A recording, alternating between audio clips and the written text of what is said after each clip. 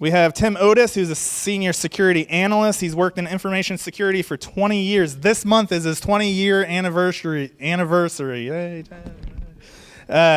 He started on help desk support for a popular proxy firewall in 1996, has performed many roles from system engineer to IT security administrator, vulnerability analysis and patch reversing, R&D for IDS, IPS engines and signatures, big data collection project management and operations, and is currently a senior security analyst on Checkpoint's customer-facing incident response team.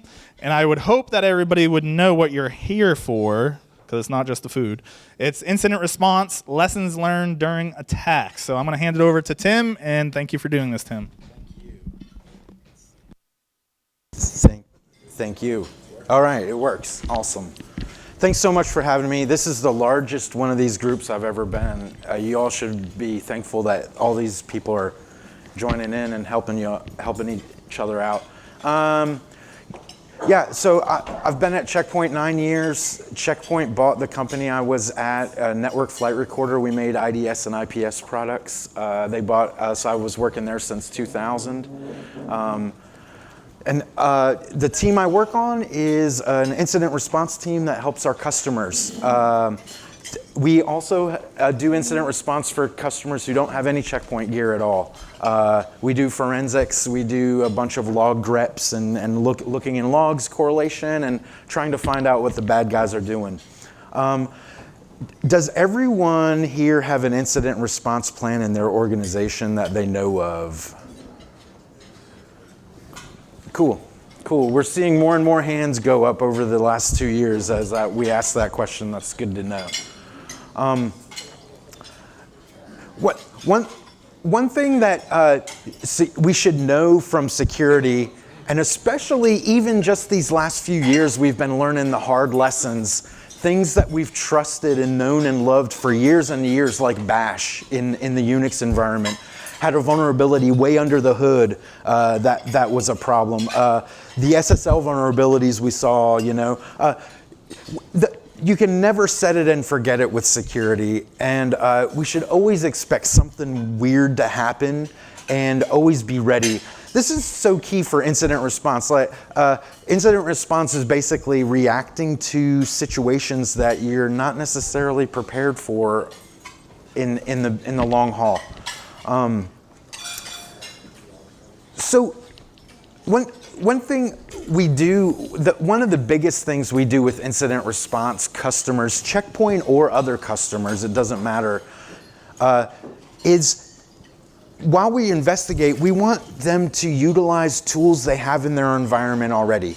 What do they have there that they can leverage to help them either figure out who's attacking them or figure out how to better their response capabilities in the face of an attack? A lot of people don't realize, that they can. One example is Checkpoint IPS runs snort rules. A lot of people don't know that, but in the face of a live attack, throwing a snort rule into an IPS can save your bacon and help you. Other things, being able to do quick blocking at a border router, seeing where inside your segments in your network you can do blocks with firewalls or router rules, and all those kind of things. What tools are already in play in your environment that you can leverage without spending a penny to help you get better to block attacks and respond to attacks? So another thing is incident response is not necessarily security event analysis. Knowing when a security event turns into an incident is really, really important. A lot of people, when we help customers write incident response plans too, by the way, and a lot of times we tell them, it depends on the organization, but if you have a security event, a log, an alert or something, and you're not proving that it's a false positive, say within 12 hours, maybe it turns into an incident, you need to dive deeper and figure out what's going on. So all those kind of things we talk to customers about and help them figure out for their environment what's going on. Unfortunately, a lot of the big cases, you know it's an incident because you got a call from FBI or Secret Service and they said, hey, you know, your machines are talking to a bad machine that we've been monitoring.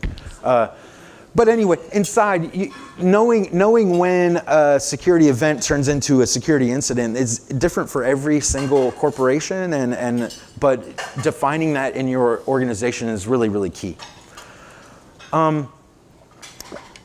Another thing that incident response planning involves is a bunch of people that aren't computer people inside your organization that don't necessarily or aren't responsible for systems. Sometimes when a large breach hits the wire, reporters are very, very crafty and they'll call your support help desk. They'll call any phone number they can find on your organization, and telling. Having human resources and legal coach your support and IT staff and everyone else to say, hey, if the press calls you, run. You know, do not talk to the press. An HR or a legal representative in your organization, you know, sure, talk to the press and funnel all queries to them, but the last thing you want is a support guy or an IT gal to say to somebody, yeah, we think we were breached and we're investigating it, or something like that. The press will take it and run with it and make it ugly for your organization. But, you know, depending on the kind of attack, some or all of these or some of these different kind of areas in your organization will be affected. And when you're drafting an incident response plan, writing out how we engage, I'm scrubbing logs, I'm looking in logs, and I'm not legal, but to know when I need to engage legal on a piece of paper, having that written is so important. So for example, a DDoS attack, right? HR can get involved if you are, everyone knew the Poodle crew last weekend that DDoSed the Pokemon Go servers. There's actually 2 hacker groups that are claiming responsibility for it right now, but those people had to come out with a statement and say, hey, we were under a DDoS attack. A lot of financials, banks, of course, get DDoSed all the time. If they're actually effective, they have to issue, they're not legally obligated to issue statements, but their customers are asking all the time. So issuing those statements. This is where legal can get involved and public relations can get involved and help you craft a message that says, yeah, we're experiencing blah, blah, blah. Now, on the technical side of DDoS, right, systems and IT, very important, right? Upstream ISP providers, very, very important. We've had numbers of calls with DDoSes where like a small educational facility that doesn't have a whole lot of money, we can engage, we always try to engage their upstream ISP to see if the ISP has DDoS mitigations to help them, and they can block the attack before it comes down. And you know what? On a side note, ISPs are more than happy and very, very excited to get DDoS traffic off their network as soon as humanly possible. So if you do want, if you have a good relationship with your ISP, talk to them about DDoS mitigations that they have and what they can do for you. In a different kind of attack, a different kind of security incident, right? A data breach. So Texas has a different law than where I'm in Maryland. Every state in the US has a different one. And then there's overarching federal laws on when do I have to report to my customers that I lost data. Some states say an email address isn't personally identifiable information. Other states think it is. And varying degrees of what you've lost. means you have to tell your customers and whose data that is. The micro moment that you think you're going to have to inform your customers, legal and HR, or legal and public relations, very, very key here, right? Where your ISP doesn't really care necessarily about a data breach. So just a couple examples of how different kind of incidents involve different organizations, different departments in an organization, and how important it is to have that on paper, to know who to call and what to deal, how to deal with those things. So like a malware infection is again going to be a systems deal, but it could be human resources if the person violated corporate policy by bringing in a drive from home and plugging it into a laptop or something like that. You know, those kind of things can happen. If you lose source code, it's another different set. But those are all the kind of scenarios. Another thing, anyone tried to report a cybercrime to law enforcement? If you have, it can be very difficult if you read the Department of Justice's guidelines on how to report cybercrime.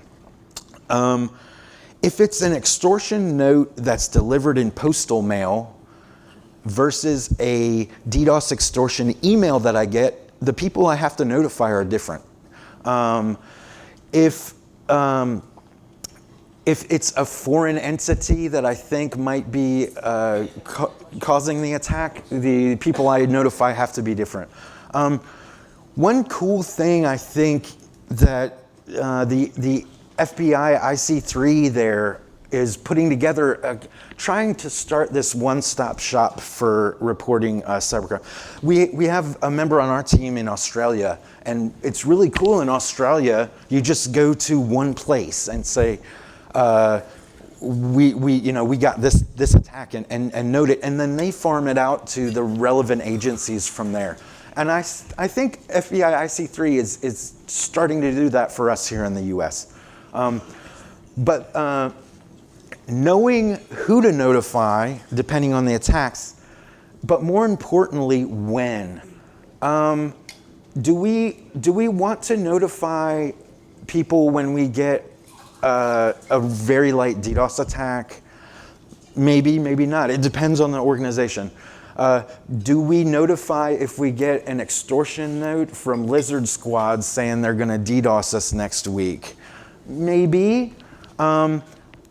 Do we notify law enforcement if we've done malware investigation and find and our forensics team finds malware that we think is from Latvia? Do we need to notify law enforcement? Those things, and then there's the laws that I was talking about on the previous screen. The state of Texas requires notification of your customers at a certain point, depending on what personally identifiable information you lost. And having all that, when do you notify, who we're going to work with to notify, and an incident response plan is very important. Of course, it's more legal than systems, but incident response plans kind of are the convergence of all these departments inside the organization. So it's really important to talk about, at least, if not document, those things. And for those who don't have an IR plan, I will tell you that almost every customer we work with after an investigation, the first thing they do is write an incident response plan. It's happening less and less these days, and I love it. But the old mentality of it can't happen here, it won't happen here. We don't have any crown jewels that anyone would want to steal. We're none of that. Where we saw, with all that carding fraud that happened last year, we saw small car washes with point of sale terminals inside of them getting owned. A car wash is going to think, what am I have nothing to steal, but their point of sale terminal runs credit cards, so it does. And knowing you know that no one is safe is really key, I think. And people who don't have IR plans that get whacked always do write one afterwards. There was a I think PricewaterhouseCoopers survey last year. I think it was PwC. It was 35%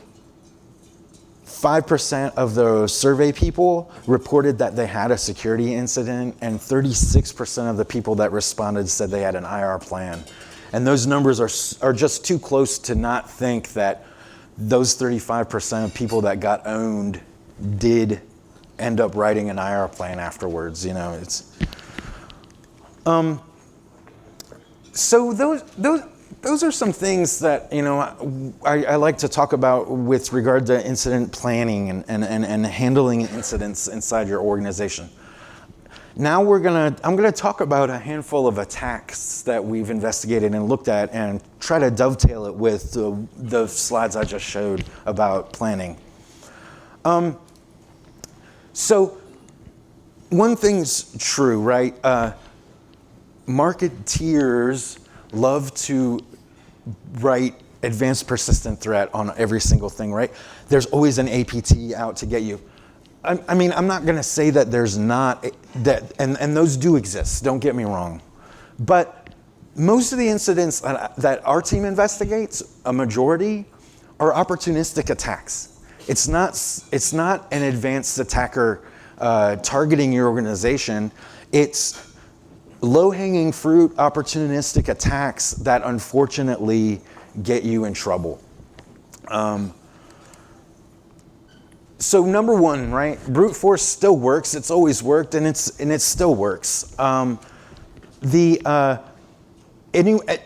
anyone put a machine on the internet with a static IP and monitored it for 24 hours to watch the logins? These days, almost within an hour, it doesn't take long for the scanners and the worms to start finding you and start trying to brute force you. SSH brute force is always on the internet, always going, constantly. The dictionary attacks that we see, you know, it'll just rifle. Of course, it's pretty amusing to see in the logs, but yeah, you know, admin, ADM, administrator, root, DVR, VCR. They'll try every single thing in their dictionary and every single password that they have until it cracks. Unfortunately, sometimes the passwords aren't that great on public systems out in the world, and brute force works. This was a case from a large cell phone provider in the United States. They called us and said, "Hey, in our Etsy named directory, the directory on Unix systems where their DNS files and stuff are." They said, "Hey, we have these couple weird files. They're not in our whitelist. We don't know, really what they are. We were wondering if you could help us figure it out."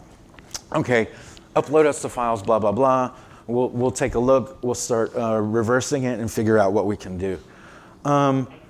Turns out it was this was a binary on Unix systems that was used for DDoS attacks, where an attacker, once they put this binary on your system, they can remote control your Unix server to launch DDoS attacks. Now, that's point. A point. Large cell phone provider, super huge internet connection. These boxes are sitting on that huge internet connection. They have almost unlimited bandwidth to launch DDoS attacks from. So very effective, right? When we reversed it and we found out this data, it's all documented in a kind of cool report Checkpoint put out. That digging for groundhogs report, we have the reverse analysis of the malware we found, and some details on the SSH brute force botnet that tries to just keep trying to log in. This chart is taken from that report, and you can see that within 5 days or so, there's about 50,000 SSH login attempts a day, about. And so this is the proof in the pudding that brute force is real. It really works. This specific customer, in this one case, it was very well. They were R&D systems. They were development systems that they had in their development lab, and they moved them to their DMZ without following the corporate procedures for sanity check, which this company actually had those procedures. Like, hey, did you change the root password to something strong? Did you lock down this, that, and the other directory? You know, this, that, and the other. Are there host-based firewall rules on the box, as well as is it in the right segment to get the other firewall rules from the device up north of it in the diagram? None of that was followed. The boxes moved from development to DMZ with very, very poor root passwords, and they were cracked. And this is how they got the boxes on there. Again, these are some more opportunistic attacks, right? Like, so this is a case from a community college in California that called us, and they said, one of our servers is sending a ton of weird UDP traffic to a box that we've identified as a Russian box. It's in Russia. Okay, that's weird. Well, the UDP data, it was just strings, and it looked like maybe even binary data. Nothing in there really to tell. We reversed we rolled backwards through their logs, looked backwards and backwards and backwards, and found a log in their IPS, but it was not IPS. They had this particular protection set to detect, not prevent. For an Oracle vulnerability that was 2 years old, and the patch was 2 years old. There's a patch for this vulnerability out there. We later uncovered that there's obviously scanners scouring the internet all the time for Oracle servers, all the time. And again, they're going to try to brute force it just like SSH with all the creds you can get. Another side note on the credentials, right? Like, every time we see a big data breach leak with credentials that come out, we see an uptick in brute force attacks. Say that the Ashley Madison data that came out, right? The usernames and passwords that were revealed there, because right, password reuse isn't news. Everyone knows that people are horrible with passwords, and they use their same password at Google and Facebook and LinkedIn and blah blah blah. So these breaches that expose username credentials just feed this brute force system. You know, the people who brute force, they're constantly pulling in the new creds. Have bots that scrub paste bin all day and look for new usernames and passwords to feed to their dictionaries for brute force attacks. Anyway, this case, the box in question here, by the way, was an Oracle report server exposed to the internet. And it had the 2-year-old vulnerability sitting there. We got in and we found some weird files. It took a whole weekend to like scrub this. It's a huge system. HPUX, my least favorite Unix in the world. I don't like HPUX at all. But looking around on this box, we found 2 files, minor 32 and minor 64. That's weird. They're weird. Okay, we'll start reversing them and figuring out what's up. Well, it turns out that minor is a Bitcoin mining binary. It it uses the entropy on the system and the CPU resources on the system that it's on to generate the large prime numbers needed to generate Bitcoin. And the weird UDP traffic that we saw going to Russia was actually the results of the Bitcoin mining. So what happened here, to rewind the whole thing, summarize, a vulnerable server on the internet, scanners running around finding that it's vulnerable. They injected a Java server pages put and get remote access Trojan in. This Oracle reports vulnerability, by the way, allows anyone to put a JSP on your Oracle reports server and run with the context of the Oracle reports process, which is usually either a wheel user or a root user. Very, very, very high privilege. So we found that the attacker installed a JSP that is a put and get remote access Trojan. It allows him to suck off any files that are on the box and upload any files that he wants to the box. Once he did that, he put the miner processes on and started collecting the Bitcoin results to make Bitcoins. Now, this customer's server, it was their Oracle report server. It had all their student data, SSNs, all that stuff. The attacker didn't go after that. I don't know if the attacker knew where he was and what he was on. He just wanted a box to run Bitcoin mining operation on. The community college in this case was very, very lucky that it was kind of an automated opportunistic attack, but it could have been a lot worse. They could have been calling all their students and saying, hey, I've got bad news for you.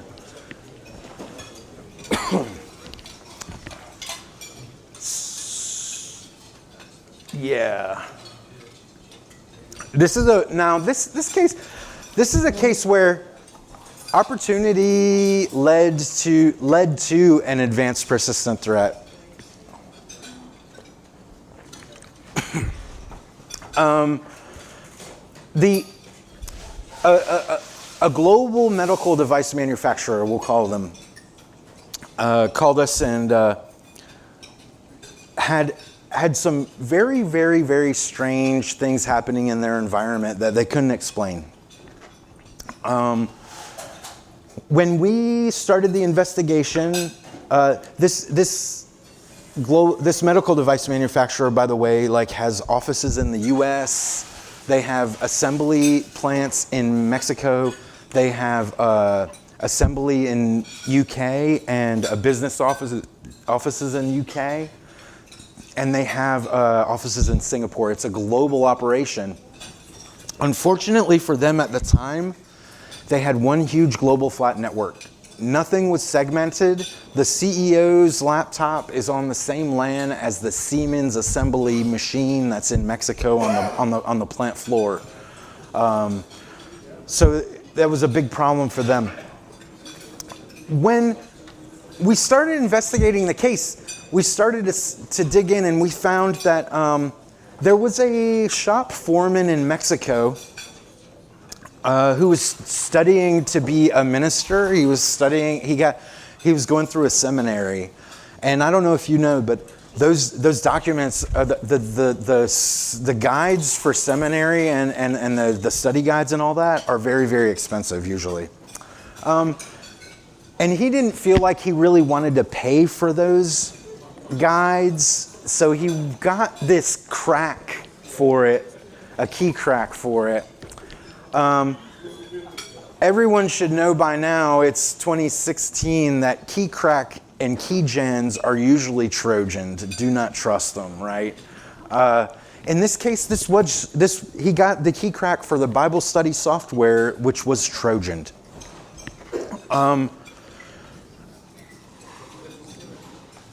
I want to show you guys some cool pictures that are kind of serene and maybe will help you digest your food better.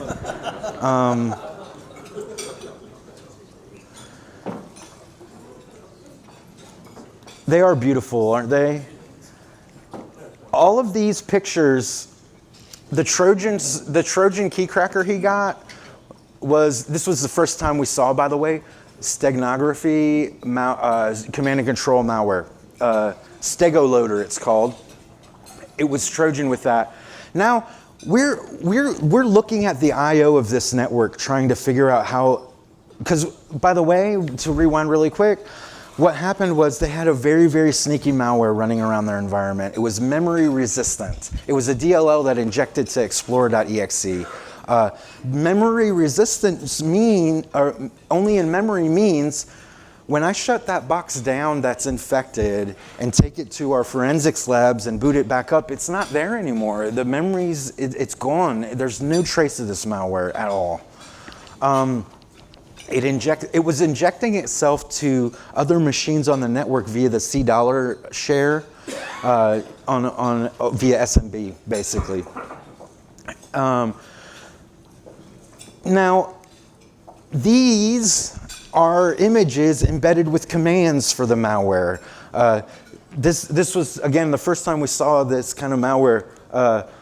Inside these are the actual images from the attack. Inside, I think they're Windows screensaver images or something like that anyway. But inside there, the commands for the malware are embedded in these images. It was very tricky to figure out. The reason that this became advanced was one thing that we do on our team is all checkpoints, threat intelligence providers are kind of, we work very closely with them. And when we're investigating a case that gets challenging, we usually put feelers out to them. And we got a hit back that said, on a dark web forum, one of our threat intelligence partners found a person advertising this foothold for sale inside this global medical device manufacturer. The foothold is very valuable to somebody who wants to attack them. They don't have to try and social engineer you. They don't have to try to get you to click a fish. They already have a foothold in your environment. And sure enough, there was chatter back from somebody who's like, I'm very interested, let's take it offline. We lost trace of it at that point, but this is where the shop foreman installed the key crack. Opportunistic infection led to auctioning off this foothold to an attacker who really, really wanted to do some damage in the environment. Back to the point, right? Opportunity knocks and it usually wins a lot of times. Low-hanging fruit is the easiest way for attackers, and unfortunately it still works really well.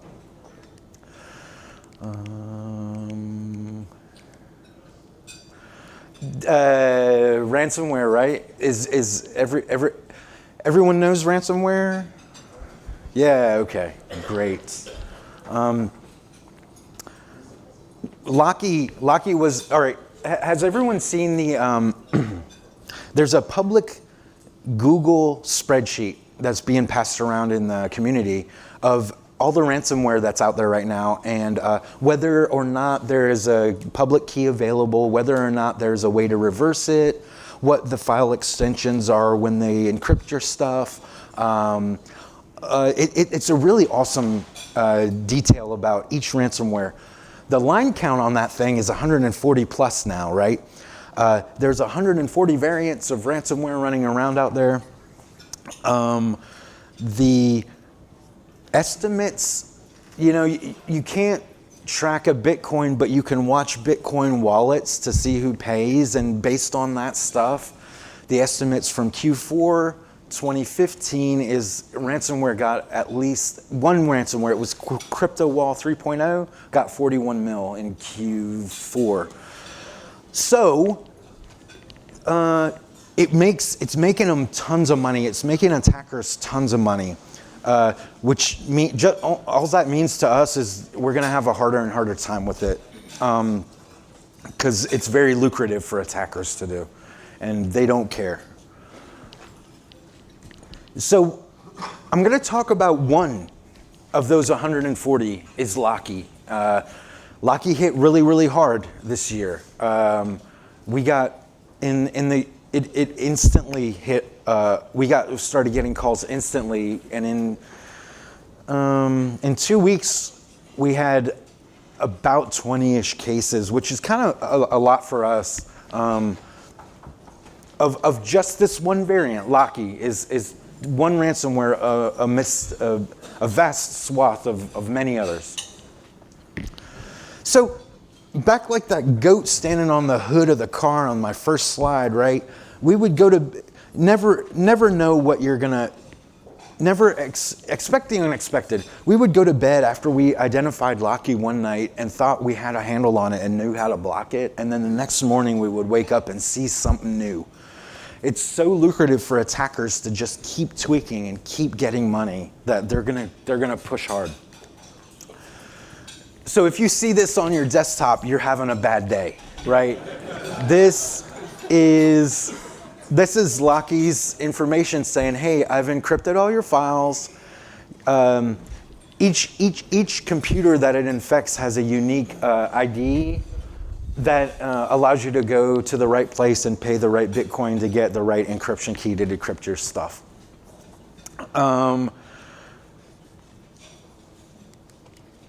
So again, I kind of alluded to it, but it was overnight pandemonium with Locky. We just started getting an influx of cases, and it was very, very weird to us. Why? How? Because CryptoWall 3.0 and some of its predecessors, they seemed to ramp up.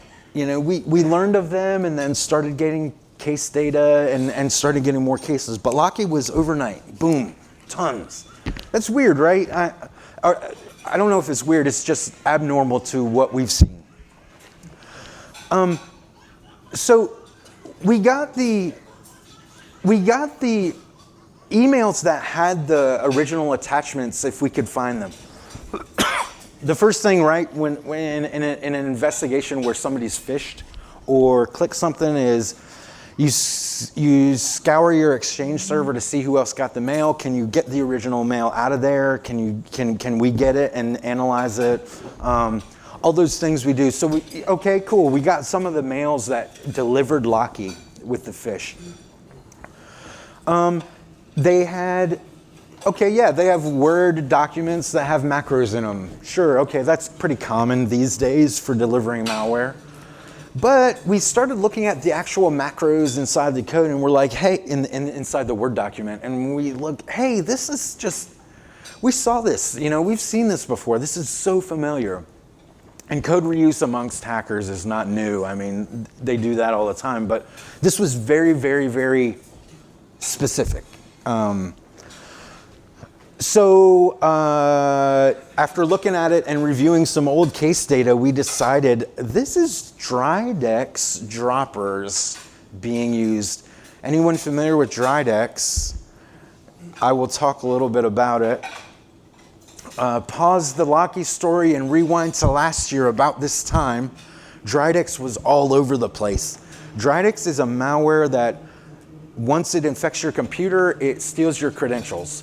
It doesn't care about your social media credentials or anything else, but if you go to wellsfargo.com or bankofamerica.com or hsbc.com or any of these places, it really, really cares about your credentials, and it slurps them out and sends them off to the attackers. It had a number of really wild and somewhat innovative techniques. It did man-in-the-browser stuff where it scrapes the document object model before your web browser can render it and grep out anything field that's like a username or a password and steal that. All that, of course, in the browser is pre-SSL encryption, so it can see all the stuff raw. It also had tricks to evade or to work around two-factor authentication.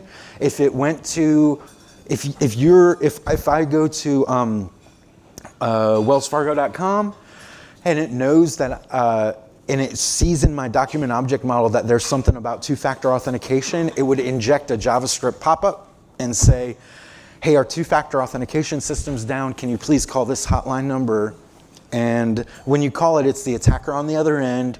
he would get the credentials that way and try to reset your two-factor authentication token to his via this social engineering tactic. Anyway, long story, Drydecks was very, very sneaky, very innovative at capturing credentials. A Department of Labor case in a state in one of our fine United States, the Department of Labor case, a Department of Labor called us and we started investigating. They had their bank call them.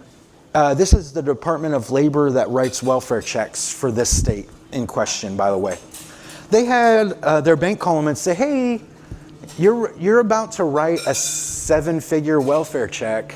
Are you sure you want to do that? Their bank, they said no thank you and please terminate that transaction, thank you very much. And they did, but they had no clue beyond their bank calling them what happened. So we got a hard drive image from them and a couple log captures from them and started digging in, and that was our first Drydecks experience when we saw that. And sure enough, one of their people in the welfare check writing department was infected with Drydecks, and they got the banking credentials for their bank to do banking transactions on behalf of the state's Department of Labor. The Swift stuff is huge news, right? With the Bangladesh heist and all that stuff, right? Well, last summer, I learned of Swift because a bank in the country of Angola called and said, hey, we are banned from Swift transaction. Everyone's familiar with Swift. It's the protocol we use to do international funds transfer. If I want to send money from US to Israel, I need to do it via the Swift protocols, right? All of that. So this bank in Angola calls us and says, hey, Swift blocked our access. We can't do international funds transfer. They're not going to renew our creds until we prove to them we've remediated something, because they told us our credentials are being used in Germany right now. Okay, that's weird. Let's take a look. Sure enough, a director level executive in this bank took his laptop home on the weekend, checked his Gmail, had an invoice themed fish with, he's the director of finance and accounts payable in their organization. So an invoice themed fish was very, it was a good target for him to click. He clicked. He's a director. One thing Drydecks does is spam everyone in your contacts list once it infects you. Now, a director at a bank who's in charge of accounts payable is sending an invoice-themed fish to every one of his employees, and they were all owned too. We did the investigation. We figured out who all got the mail with some great PowerShell Exchange, Microsoft Exchange plugins you can do a lot with, by the way. If you're decent with PowerShell, you can do a lot of cool tricks to find out who all got a certain mail, who all got a certain mail from us, or who all got a mail from a certain sender in a time window, blah, blah, blah.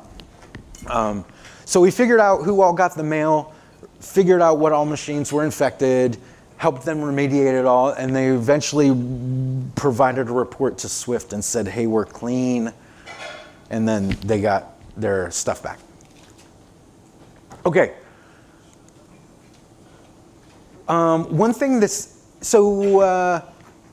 it here? No. Everyone familiar with the concept of a dropper, a malware dropper? A malware dropper is not the actual piece of malware. It's the smallest possible thing you can get through the security defenses to get somebody to click on. And in turn, that dropper typically turns around and goes and downloads the payload of the real malware. Sometimes, more often than not, the dropper is just a Word document, right? It doesn't actually have the malware, but run with the right permissions, the macros inside of a Word document can run and turn around and download the real virus or malware or whatever it may be. So, when we investigated Drydecks last summer, we saw a number of styles of droppers. PDF with executable content, and then of course the Microsoft Office suites with macros. So one thing, so that was Drydecks though in a nutshell. And now let's fast forward again right back up to where we were working with Locky, the ransomware. When we got these files, we identified these macros and we were like, this is Drydecks. This is a dropper for Drydecks, but look, the payload has changed. When they infect the system, they're gonna turn around and get this ransomware, Locky ransomware. They're not gonna go and get the Drydecks credential harvesting malware anymore. This is a night, by the way, where we went to bed very proud of ourselves, right? We were like, we got this, man. You know, we're good. But then we wake up the next morning, right, and get more calls. We got infected last night. Didn't you do what we told you to do? Yeah, we did. Oh, what? All right, then let's get the emails. Let's do the whole thing again. Let's get the emails that infected you last night. Let's start analyzing them. Well, it turns out that the infected computers were getting .zip files and attachments instead of Word files or PDFs. Okay, zip files. That's whatever. Okay. Oh, the zip file has a bitmap file in it, and another one, and it also has a .js.bmp file inside of it. I'm sorry, it was .bmp.js file inside of it. So, okay, that's weird. JavaScript. So JavaScript will run if your browser renders it in the context of Chrome or Internet Explorer or whatever browser you're running. If you double click a .js on a native Windows machine, just on from the file system, it runs with a utility in Windows called WScript, which has elevated privileges over Chrome and not a lot of the sandboxing that we get from Chrome and isolation. This JS ran by WScript was the dropper that would get Locky in this case. Here's a triple obfuscated JavaScript. It was pretty awesome to decode, but this is the example of where yesterday we knew it was docs and PDFs. Today it's .zip files with JavaScript files inside of it. Oh, by the way, a cool note: if you push group policy to your Windows machines in your AD domain, you can change, and not a lot of people have business executing .js files on their systems, unless you're a JavaScript developer, and even then, you can change the file association of .js files to notepad.exe, so when somebody double clicks a .js, it opens with Notepad and they just see the JavaScript. Instead of wscript.exe executing JavaScript, it will just render it in Notepad. So that's a cool trick. SANS put that in one of their incident responder diary blogs. That's a great place, by the way. The incident response diaries on SANS, really good for day-to-day tips. So in about a couple weeks, or in about 7 to 10 days, we saw so many different downloader variants, .zip files, PDFs, a couple different styles of Word documents, Excel spreadsheets, etc. This is to the point with ransomware. every day truly is 0 day, right? Like, especially when it's so lucrative. The attackers are going to keep going. Everyone familiar with domain generation algorithms? When botnets, right? Command and control for infected machines. When they infect a machine, they are pre-computed with very, very weird domain names, really strange domain names. And these domain names have a very, very short TTL, a time to live of like a day. And then they're gone, they vanish. And every day a malware runs this algorithm to figure out what domain am I gonna connect to today. They usually look very, very weird, like I said, like nonsensical numbers and letters, followed by sometimes a very, very non-commonly used TDL, top-level domain, like .biz or .ninja is out there now, and all those things. .ninja is real, by the way.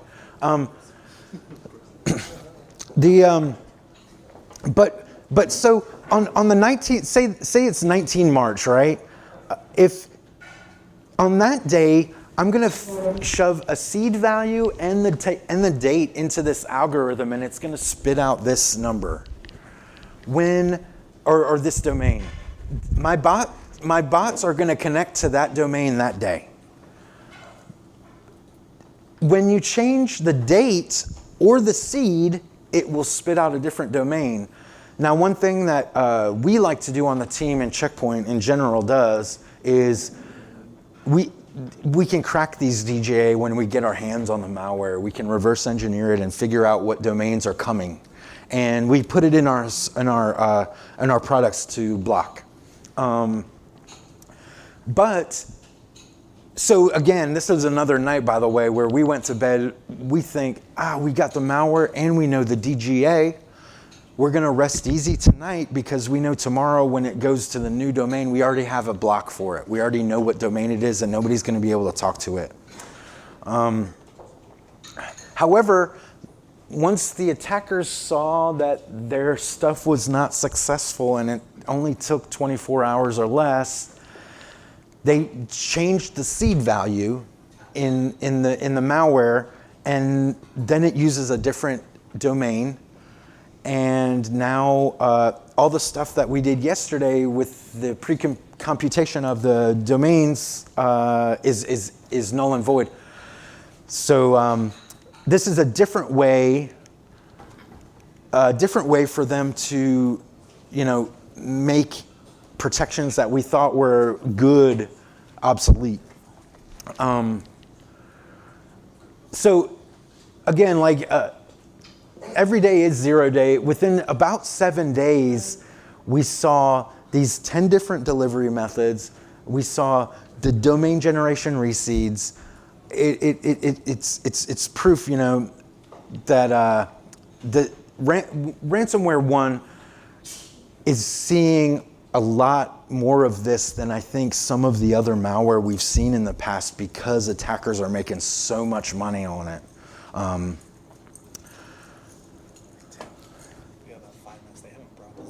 Okay, thanks. So very quickly, we will talk about how easy DDoS attacks are. Hey, who knows DD4BC last summer?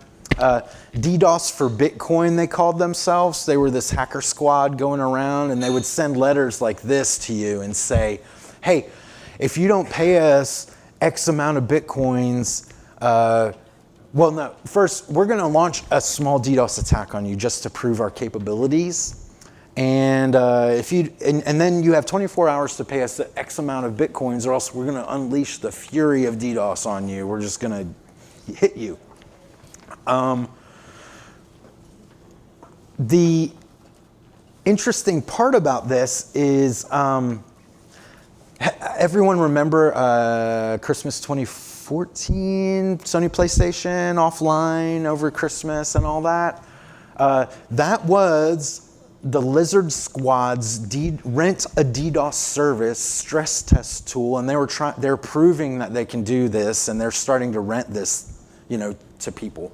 All I need is a PayPal account or now Bitcoin, you can use, or anything like that, and a cell phone that can make a TCP connection to port 80, right? HTTP is all I really need, and a PayPal or Bitcoin, and I can rent a DDoS, and behind the scenes of this portal, the botnet, I don't have to own the botnet. I don't have to compromise a bunch of machines to launch a DDoS. All I need is this portal now. And it has all kinds of awesome features, it can do spoofed attacks and blah, blah, blah. I can rent, this screenshot, by the way, is actually from the Lizard Stressor, the Lizard Squad one that took down the PlayStation Network. I can rent times, I can do a sustained DDoS, I can do 7,200 second DDoS, I can do whatever I want. These services also are the bots behind them are very good about knowing you're not vulnerable to a SYN flood DDoS attack, but I can get you with a DNS reflection attack, right? They'll try this, and if it's not successful, they have another method to try to DDoS you, and then another, and they'll keep moving until their pings to your site or their GET requests to your site go unanswered. And then they know that you're down. By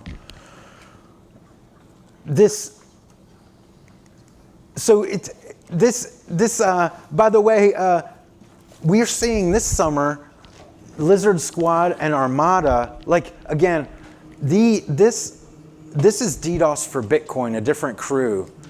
We saw this summer, Lizard Squad and Armada Collective are two squads going around sending letters like that, but often not following up with the DDoS attack. So they're threatening and getting money, but never launching the attack.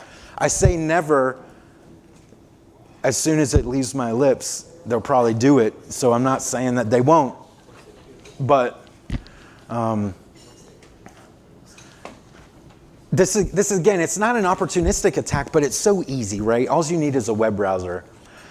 Anyway, thanks y'all for listening, and thanks for having me. I really, really appreciate it. Thanks. Oh, no worries. No problem. It's cool. All right, thanks, Tim.